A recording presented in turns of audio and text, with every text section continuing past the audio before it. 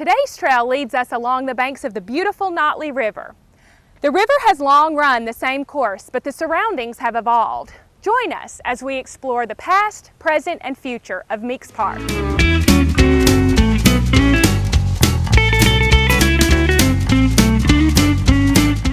Commissioner Paris, thank you so much for joining us today on Mountain Trails. We are very excited to be out at the beautiful Meeks Park. And I think we have so much to talk about. This is probably a park that is the envy of our neighbors and even people traveling from who knows where.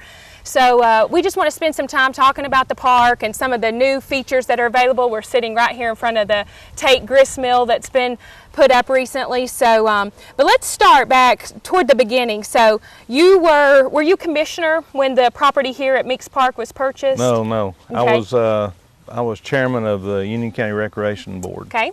Way back then. I was at about 11 years. I think I was chairman for the last 7 or 8 years. Eldon Collins actually kind of got me to go to the board, be on the board and get involved, and that was at the time when we had a 9-hole golf course and of course no park. We had one baseball field, and it was out at where I guess it'd be number 8 green is now, number 9 green. That was the only ball field in the county other than the old one over at the old gym. Okay. So the decision was made to try to look for some property that we could put a park on so we could move the ball field so that we could add 9 holes to the golf course. Okay. So it was all a combination. So in order to add the 9 holes, which we wanted to do, that was our first goal. And the second thing was we had to find a place to build ball fields. Right. And so we just started looking. We all got out looking for a property that we thought might make a park. And we looked at Forest Service property. We looked at property all over the county trying to come up with something. And I was telling my neighbor, Bill Meeks, who was like a second father to me, I'd go sometimes in the evening out with him to count his cows, because he'd count his cows every day. He'd have like 80, 90, or 100 cows. He'd go to every pasture and count them every day. Okay. So we were out one day looking at the cattle, and I just happened to mention to him that we were looking for some park property. And he didn't say anything right then, but a couple of days later he said, "Well, have you ever thought about my property?" I said, "Well, no, because who would ever think you would let the county, be able to purchase some of the best property in the world, actually." And long story short, that's what happened. So Bill sold the property to the county at a very reduced rate. We forgot about everything else, and then it was just an excitement of, okay, now we got this property, how are we going to pay for it? Right. How are we going to get this done? And so we went to the community, because again, first we started working on the golf course, but we couldn't work on the golf course till we started working on the park, because we had to have that ball field. Exactly. And there was only one ball field then, and we went to a designer, a recreation park designer, and they gave us this design with 4 ball fields initially, and a public field. And we thought, 4 fields? What are we going to do with 4 fields? With 4 ball fields. We're getting rid of one and we're going to get 4? Wow. And then we just started looking at the property, and we got all the contractors in the community. I mean, every one of them was involved in coming out and working both projects. So we were doing that at the same time. I had a business, fortunately, there's a Paris finance company that Odin Gibson managed for me, and I worked there too. But for about a year and a half, I was out there just about every day, and we had contractors working at both sites, working at the golf course and working out here at Meeks Park, trying to get it ready. And we were, other than the ball fields, the rest of it was kind of by the seat of our pants, and just trying to look at what looked good when we were out here on the ground. And so the first thing I know, we've got this beautiful park, and we got this ball field, of course the ball fields, but we got the golf course made into an 18-hole course. We had a guy design it, and the contractors, the county furnished the fuel, and all these contractors, we had a set price depending on what the piece of equipment was, and it was always they did it at just a rock bottom rate, and worked on both projects probably for close to a year, probably 9 months maybe. And lo and behold, here we are. We got a beautiful 18-hole golf course, and, exactly. And we got a park that's just nobody can match. So approximately how many acres were there in the original purchase of the land? The original purchase was 70 acres, and that included everything on this side of the highway, which would be the southern side of 515. 515 wasn't even built then. They just started construction and just started grading and clearing the right-of-way. So when we were down here looking at this property, you know, there wasn't a 515. Right. So, and it was incredible coming down here and looking at it. And as a kid, I'd played down here because our home was next to the Meeks home on the Blue Ridge Highway. And as a kid, we would come over the ridge behind the house and come back and play back in these bottoms. Was this wooded area? Was any of it cleared? It was all cleared. The fields that you see were all cleared, and they were in crops. Okay. And they had been in crops, and he had subsequently just done hay off of them. So the general area where everything's cleared now, at least on this part of the park was there, so was cleared, and because it's already in use as pasture. So then so we decided we could only develop this half of the park. So we did the road you come in. We did from there down the hill, which includes the 2 ball fields and this multi-purpose field, and then the Caldwell fields out at the far end. This is the Rich and Bryant field, and then the Caldwell fields at the far end. So. And I bet you could never imagine, you've kind of alluded to it, really what the park would become. It's interesting to think that it was intended just for 1 ball field originally, and now to think about everything that's here. So tell us about that, to all of the things that are kind of available. Just touch on, I mean, we've so many things in the park. Well, a lot of people were involved, and certainly don't mean to think that it was just me, because it certainly wasn't. I was just kind of behind pushing from the rec department rec board back then, and then later as commissioner. But Commissioner Glenn Gooch was in office at that time, and we went to him with the board, Jimmy Talent, Peggy Calloway, several others on the initial board, and we went to Glenn and said, can we borrow $1 million to build a golf course and a park? and you could imagine what he first thought. Actually, if Jimmy Talent hadn't been there, he probably would have laughed us out of his office. That was a lot of money back in, I think that was around 97, 98. And but he signed the note with us. We signed the note at the bank, which it wasn't any good. We just put our names on it. His name was the one that counted. And he signed the note, and we just went to work, and we built what we figured easily what we built with the golf course and the park would have been a $5 or $6 million project back then, and we got it done less, about $1.5 million. Wow. We got the whole thing done, so it was just unbelievable. And then as we built the park, we just did the first half, and so as I said, when you come in the park on the main entrance road and turn left, everything from there back to the right of that as you come in, which is there's 3 big ball fields up there in the swimming pool. When Commissioner Cook came in, right before he came in, I think they'd started that, and then when he came in, he did the pool. I think Mr. Gooch had done the ball fields, got them graded. Mr. Cook came in and put the lights up on the fields, and then built the swimming pool on the far end. Right. And then we came back later, and once I became commissioner a few years later, in 2001, then we built the tennis courts. Of course, the tennis court's is another story in itself, but we built the basketball court and the skateboard park as you come in on the left. And then we just added things, picnic areas and walking trails. And as we've been able to purchase additional property adjacent to the park, we bought this beautiful property on now as part of the Caldwell property, family property, and we got 30 acres from them later on. And then we ended up later on, Mr. Meeks sold us another, I think 60 acres across the highway on 515, and the Methodist Church bought part of that. Mr. Gooch bought the property where North Georgia Tech is, and then gave that property to the state in order to entice them to build the North Georgia Technical College there, which wouldn't have happened. And then below that, the senior center, and we've got 30 acres left on that part of the property, or had 30 acres left on that part of the property.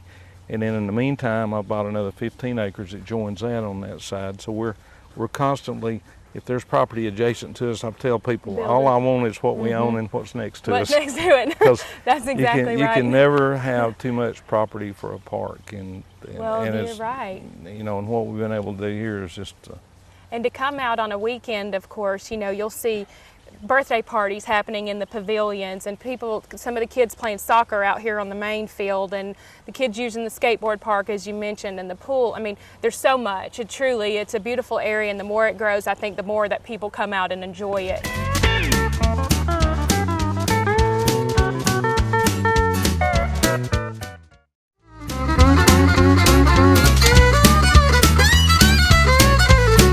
How many miles of trails are now in the park, total walking and hiking trails? I think we're about at a little over 6 miles of trails. Okay. On this side and across the road on the dog park. And all of Right. our trails are interconnected. Our latest trail, of course, is the property right down the, Yes. here. When we put our canoe launch in, I think how long ago did we dedicate that? Maybe Just a couple of months back, actually, so Yeah. it's relatively... So working with TVA, we put in a new canoe launch ramp, and we added a half-mile of trail back in here. On the And that interstate. property we were able to purchase from the Chandler estate, who Sid Chandler his family owns the big old farmhouse just across the road from our entrance, and Right. that whole bottom down there. area. So Well, and of course, yes, so now we have this lovely canoe and kayak launch area, and there's an access point. I think a lot of people still don't even realize that there's now an access point off of the old Blue Ridge Highway. So that makes for easy access to it. And I mean, we're sitting out here today and we can see people out in their canoes and such enjoying it. And it seems like the last several times I've been at the park, people are enjoying it in that capacity. So, and I hear you've already tackled it.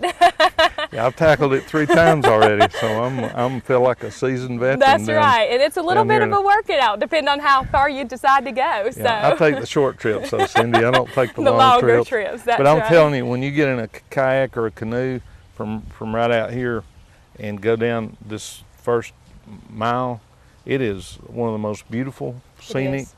rides. The water, now the lake's backed up and the water's right up under the limbs all the way down, and you're right in the woods going all the way down on both sides. It's a majestic feeling that just Yes, it is. Unbelievable. So really. peaceful and absolutely gorgeous. So, well, I definitely want to spend some time talking about the Tate Grist Mill. This has been one of the newest projects here that is coming to completion, I think. Still some little tweaks here and there happening, but give us a little bit of history first on the Tate Grist Mill. What do you know about the history of it? Well, as you may know, the Tate Grist Mill was originally down on the Murphy, North Carolina, Union County line in Union County, owned by the Michael Thompson and his parents. And it passed down through a lot of folks, but they were the last ones that owned the Tate Mill. And it was a grist mill that a lot of people in the county utilized. You know, there used to be one there used to be one at River Mill, and I think there used to be one right here on this site. Oh, wow. And this was called the Harshaw Mill, and you can't see it from here, but the rock wall right over there is part of the original mill wall, and that's where they backed the water up, right up through here. And so this was the original Harshaw Mill, but that was before my time. Okay. I haven't even, we've been trying to get a photograph of it, or there's just a couple of people that even knew about it, because it really was back in the early 1900s. So Michael Thompson came to me and he said, Commissioner, he said, we have that Tate Mill. It hadn't worked in, I think, since the 70s. And what happened to all mills, because the reason there are no mills, and people have asked me, why didn't we build this on the creek? Well, environmental regulations are one thing, but the other issue is you don't want to build them on the creek. That's why they're all gone now. They've all washed away in floods. Okay. So every time you got a flood, something more damage happens, and that's what happened out there.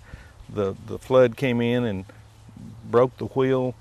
Well, the wheel wouldn't work, and then out there at that one, they even used a tractor for several years with a long belt drive from the tractor with one of those side wheels on the tractor that would go in and run part of the mill. They did that for, I think, maybe 10 or 15 years, but finally the whole thing just quit.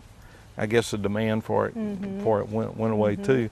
And so then all of a sudden it just was in disrepair, and it was rotted falling in on itself. All the equipment was in there, all the pulleys and the wheels and some of them in okay shape, some of them in terrible shape. They'd been in there so long they had settled into the dirt and they had actually rotted, but a lot of the equipment was still there. And so he came to me and he said, I know this is a lot, but he said, if you're interested in the county reproducing this mill somewhere, he said, I'll give the county all of the stuff in the mill, plus they got a blacksmith shop next to it.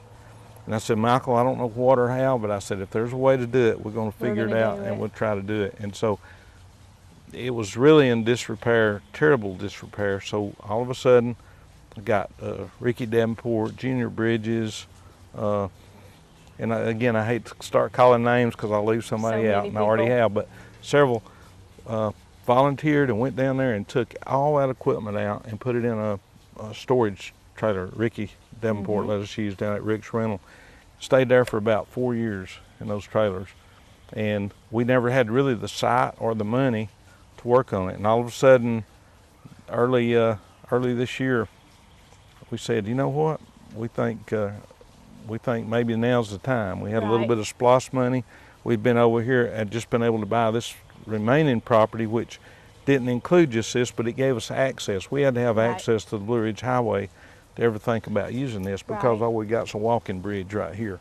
And we couldn't use the walking bridge to access it. So I knew that we had to have that property. So then we went to the Chandler estate, Marie Lifesey. That's one of the daughters still alive. And so it took 2 years, almost 3 years negotiating with them, just on and off about trying to come up with a price and something that is reasonable. And so we finally got that. Once we got that, then I said, okay, now we can do the mill. So we got access to it. And so, you know, we started, Mike Thomason, the retired DOT guy that works for us now, came up with a great idea of putting the new road entrance in off of Blue Ridge Highway out here. I have to admit, I never would have thought of that. I just surround yourself with great people, and they'll make you look really good. That is right. And so that gave us the perfect access in here. And then TVA comes up and says, we got money for a ramp, and you know, we're building a kayak ramp, and then we build the trail, and then we come out here. But in the meantime, we come out here and we take the design of the original Tate mill. Take the picture of it. I have a guy give us a rendering. But his rendering was of a mill that really wasn't like the Tate mill, and we wanted to replicate it as close as possible because I'm crazy about history, and I wanted to try to be as accurate as we could. So we designed this building not identical, but really close to the look of the Tate mill. Very cool. The water wheel behind us, Paul Rowe did he was moved up here about 7 years ago from Florida. And he worked on wood boats in Florida. That was his vocation. Well, he was used to working with curves and crazy angles and all kind of stuff. And we brought him in and said, we've got these few parts. And if I can digress just a second, when we went to the mill and took all the stuff from the old Tate mill, when they started digging down underneath the water wheel, they found one bucket, one of the original wood buckets. It was in 2 or 3 pieces, but it was laying in the mud underneath that wheel, and it survived there all those years because it was in the moisture. And they found a few other parts, and so we took those, and he took those and spent days and days laying this thing out, and that wheel is built exactly identical to the original wheel. How cool and we kept the same axle, so the same axle that you see there is the original axle that was built in the 1860s. And when it started turning down here, we were a bunch of guys crying. You know, it was cause for celebration. It was. You just couldn't believe it had finally happened. Now, having said that, we got a long way to go because the water wheel turning, that's the outward sign that yes, it's working. But trying to get the guts of the mill back to the way they originally were, or at least close to the way they were, is the next task, and we're going to be working over that over the next year probably. How does I know one question that I've had too, how does the water actually get to the water wheel? Then you're using a pump system? We are. We're pumping water. We got a pump, actually temporary right now, but we got a pump there, and we're pumping directly out of the river, of the lake now, so when it's full, up to right at the head of this ramp up here, and then that's bringing the water down to the wheel. And it's a very small amount of water that it takes, because we did decide to go with a modern axle. Okay. Back in those days, they had a different kind of setup, and their axles were actually cups that lined with lead, and so you had the weight of that wheel down on that, and it took a lot more water to make it move. Okay. And so once we got this one up here, it's just a fraction of the water that they used to require. So just turning, but once we actually get it to where it will run the mill, it will take a lot more water and a larger pump. So eventually we'll get to that point. So that is a goal for down the road. That is our goal. Yeah, okay. We hope in the next year, and it may take a couple of years, but we've got most of the equipment, and if we have a chance to just give you a couple of shots of some of it that's here. But that was our goal, and if you look back and see the gear on the right side of the wheel, that gears will slide into place, and it connects with the gear on the wheel, and that is what makes everything inside run. There's a huge, about a 5-foot size wheel that's attached to that inside, and then they use these wide, probably a foot wide fabric belts, and everything ran off of those belts. So that turns the big wheel inside, and then there's another wheel with another axle with a lot of smaller wheels on it, and depending on which piece of equipment you wanted, how many RPMs you wanted, is which place you hook that belt to. Okay. And then that had to run a certain part of the equipment, and it's very complicated. Fascinating. Yes. how those guys could figure all that stuff out back in the 1800s, exactly. 1860s and 70s is incredible, because I solicited some good minds, none of which were mine, and even them, it took all everybody could do working together to try to come up just to get this far. Exactly. So we're working at it. Exactly.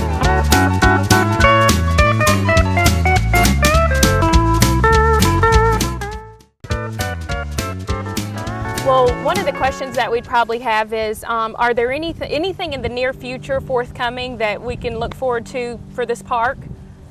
Yes, the splash park, we're going to be building a small splash park up adjacent to the swimming pool.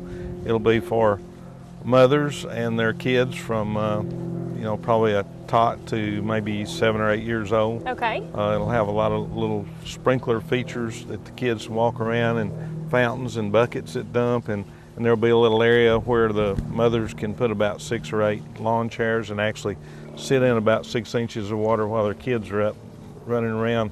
So we're really excited about that. We had planned on it opening this year and getting it starting right when the season started, but like all government projects, there's more delays than you can think about. So it's probably realistically now at this point it's going to be spring of next year before we get it. So we're excited about that. We have on this side of the park, we have now about 110 acres. On the other side of the highway, 515, all connected with a walking trail. We've got 30 plus another 15 we bought, so we got 45 acres over there. Part of it is the 15 acres we haven't designed anything or done anything yet, so we're thinking about that. May end up being a little guy's off-road bicycle trail. Great. In there may be a possibility. Expanding the disc golf, which we didn't even talk about. We got the 18-hole disc golf course over there. Maybe expanding it 9 more holes, and possibly, of course, expanding the walking trails. So it's some of the prettiest property.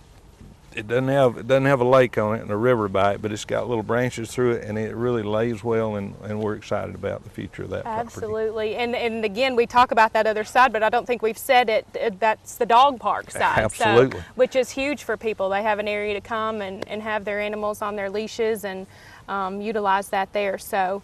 And real quickly, counties around here, I know that have been trying to do a dog park, have spent years and still don't have one. Right. We've got 30 acres over there that people can take their dogs on a leash, and then if it's an afternoon or evening, they can let the dogs, they can let them go if there's just a few there. And then we got the gazebo that they can walk out on the gazebo and let the dogs. We got a dog ramp, so they can go right into the lake and swim and whatever they want to do. So we've got 2 holding pens up there, one for the little dogs and one for the bigger dogs to kind of get along with each other and get associated with each other and find them a girlfriend or a boyfriend. and make friends And there. we got a dog, dog water fountain up there. We just really think we're a dog friendly Yes. community and a animal friendly and a people friendly Yes, community. all the way around. Yes. Well, you've done a tremendous job. The team has done a phenomenal job. I know, again, seeing people out here, they're enjoying it. They're loving seeing this, the park as a whole. I do want to just quickly mention, you mentioned SPLOST. So just real briefly, would you kind of explain SPLOST to us and the importance of buying local? Yeah, SPLOST is an acronym, special local option sales tax. And that's the 1 penny that you pay out of the 7 pennies, and that comes to the county for capital projects. And when you buy local, that sales tax on that money comes directly to the county. And I'm telling you, it is incredible what that 1 penny will do, not only Meeks Park, but not only the horse arena, the community center, the library, you can just go on and on. Farmers market. Everything yes. we've done, and all of this property and all the projects in here just about are all funded with SPLOST dollars. Yes. So when you make a purchase in Union, and we hope you'll do it in Union County as often as possible, Yes. particularly fuel. Yes. People forget that there's a sales tax on fuel as well, and you'll spend $50 or $60 at the fuel pump just about if you drive to work every 2 or 3 weeks, a whole lot more than you'll go to a restaurant and spend $50 or $60. So, it's important. It I adds always up. try to figure out my gas gauge and try to get back to Union County where I can fill up and fill up before you go. So we want people to think about all aspects, buying Yes. local and the businesses that support the chamber and the other businesses as well as the fuel. Absolutely. 'Cause it's the heartbeat of what makes Union County go. And it's, with the county employees we have and the dedicated people, and of course, Larry Garrett is kind of my right-hand man. Mm-hmm. All of the people, Duff Conley here at the Meeks Park and his staff, they just do a phenomenal job. And the thing about our folks, and maybe it's in other places, I just don't think it is, they not only work because it's a job, they work because they feel a dedication to what they're doing, and their Absolutely. heart's in it. And you can tell by the job they do. Yes, I agree. And you've said many a times, without that SPLOST money, there's a lot of projects that just quite honestly couldn't happen. So thank you, Commissioner Paris, for all that you've done. This is a great public avenue for us as the Chamber and the community as a whole to say thank you for how you've spent the money and the assets, the leadership you provided to have the quality of life that we enjoy here. So we appreciate that, and we appreciate your time today on Mountain Trails and sharing with us, and we'll look forward to hopefully being back down the road and talking about more great things that are happening here in the park. Very good. Thank you very much. Thank you. Mountain Trails would like to thank Commissioner Lamar Paris for his assistance with the production of today's show. Remember, Meeks Park now has 2 entrances, one off of Highway 515 and the other off of Old Blue Ridge Highway. Until next time, for Mountain Trails, I'm Cindy Williams.